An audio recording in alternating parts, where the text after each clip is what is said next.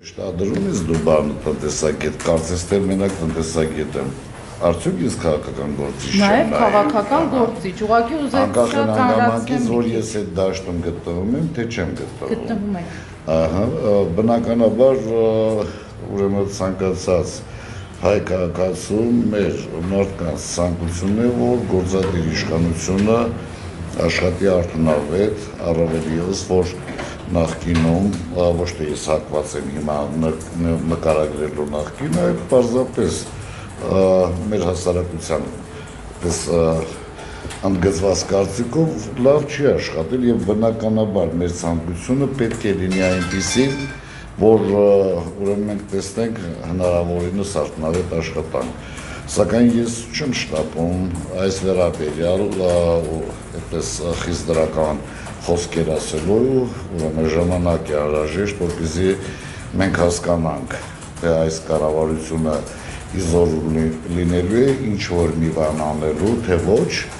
որտեղ հասկանալի է, որ Հայաստանի Հանրապետություն իմ կարծիքով կառավարման համակարգը կամ դրա տակ գտնվող բուրգը ըստ էության բուրգը մի ինստիտուտ է, որը ենթադրում է կայունություն, բայց հասկանալի է, որ Հայաստանի Հանրապետություն բուրգը բաղկացած է մեկ էլեմենտից, գագաթից, այսինքն բուրգ որպես այդպիսին գոյություն չունի եւ ամբողջ կառավարման համակարգը տեղի ունենում այդ մի կետից տեղի ունենալու պարագայում ուրեմն մեծ հնարավորություններ կամ ընդհանրապես հնարավորություններ ընձեռված չեն այսպես կոչված այլ որոշում կայացնողների, դրանով պայմանավորված կանխավոր չես կարող ասել, թե ուրեմն կառավարության նոր անդամների գործունեության արդյունքում մենք ունենանք ավելի ցանկալի այդպես նվաճումներ, թե ոչ։ Բայց այդ անդամները նոր չէին, պարոն Բոստան ջան, նրանց տեսել էր հանրությունը, գիտի նրանց աշխատանքը, ըստ էության խոսքը գնում էր փոփոխության մասին, բայց հներին նորից փոխել, փոփոխություն եք համարում։ Որոշակի տրանսֆորմացիա կամ դեֆորմացիա է տեղի ունենում, երբ որ ասում ենք փոփոխություններ։ Ըստ էության փոփոխությունը կարող է նաև տրիվիալ, այդպես վիճակի հանգեցնել, պաստորեն փոփոխություն չպետք է ենթադրենք, որ մի անգամից մենք գնալու ենք շատ արդյունավետության։ Եթե նրանց ընձեռնված չի քայլ անելու, ինչքան էլ ուզում են փոփոխել, դրա համար մի վերլուծական կար, կայքերից մեկում չեմ հիշում որտեղ, որ գաց ըստ էության, եթե իհարկե Հայաստանի Հանրապետությունում այս պահին 3 միլիոն քաղաքացի կա, իսկ պարզ է որ այդքան չկա, իսկ յուրաքանչյուրը կարող է ցանկացած պաշտոն ստանալ նման պարագայում։ Եթե որևէ իրավասություն վերապահված չի նրանց, ուրեմն նշանակում է փոփոխությունները մեղմ ասած այդպես դրական արդյունքների տանելը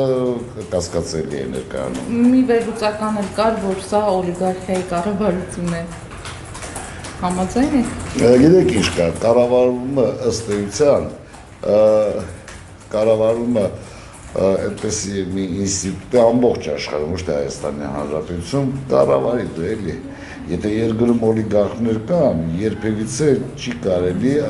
ասենք բոլոր բացասական երևույթները ուզենալ պայմանավորել ու նետել օլիգարխիայի վրա։ Օլիգարխիան ոչ այլ ինչ, ուրեմն նա գործունեություն ծավալող մի ինստիտուտ է։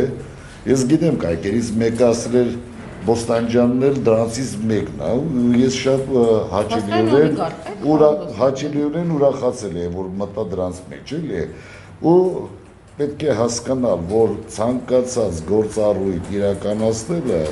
հարկավոր է ֆինանսական միջոցներ, իսկ օլիգարխները ոչ այլ ոք են, քան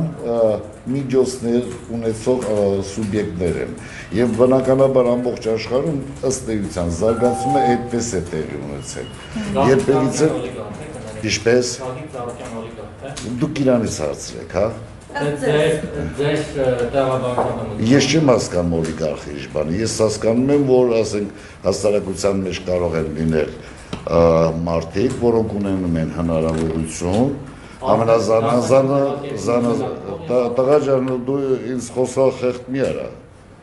դու քո թոր ունեմ, իմացար, ուզում ես ինձ փչացնես, հա, քո կարծիքով։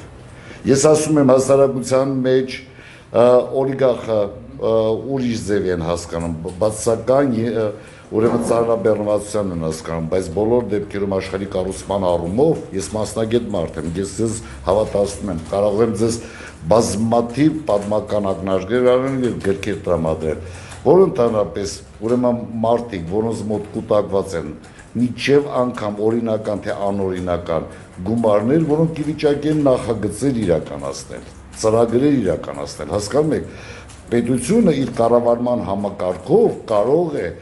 ուրեմն այդպիսիներին դնել կանոնակարգել չափագրության մեջ, դա ուրիշ բան է։ Ընդհանրապես նախորդող 6 տարիների ընթացքում այդ նույն բարակապակցությունների, խոսակցությունների տիրույթում են գտնվել, բայց ցավոք չենք տեսել այդպես հաջողություններ։ Հիմա եթե հանկարծակի լինի այդ ուրեմն հրահանգները կամ հանձնարարությունները կատարվեն, բնական չի, որ մենք ուրախանանք բոլորս, բայց ես այս պահին այդ հավատը, վստահությունը, դրանք բարոյահոգեբանական ինստիտուտներ են ու ինկուբացիոն առումով դրանք տևական պրոցեսներ են, այդպես չի լինում, այսօր ասում ենք հավատ ձեռք բերեք ու վաղը բոլորս ասում ենք հասարակություն ժողովուրդ, հավատացեք մեզ։ Հավատքը ընդհանրապես վստահությունը ձևավորում է տարիների, երկար տարիների ընթացքում։ Կան հարցեր։ Ես կարողացա պատասխանել։ Ես հասկացա, Շարունակեք ու հրապարակ հետո։ վստահությունը չեն ներշնչում, որ կառավարությունը այդ վստահությունը Հրահանգով վստահություն տեղի չի ունենում։ Հանկարծակի պատկերացում չլինի, որ կարծեք սարսափելի խոշոր ձեռնարկատիրության կտրվածքով Հայաստանի Հանրապետությունը հասել է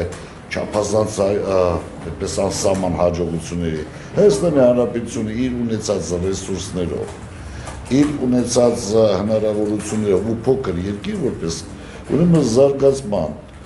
գործունեության հիմնական կարևորագույն տեղամասը փոքր եւ միջին բիզնեսն է։ Եվ բնականաբար այս ձեռնարկատիրության համար պետք է ստեղծի միշտ անկախ նրանից ոչ թե հիմա եկել դրա բան, պետք է ստեղծի դրա համար բարենպաստ պայմաններ, սակայն այդ բարենպաստ պայմանները ակնհայտորեն անկախ որևէ հրահանգից մենք հասկանում ենք, որ չկա, միայն այն հանգամանքը, որ 2013 թվականի եւ այս շարունակություն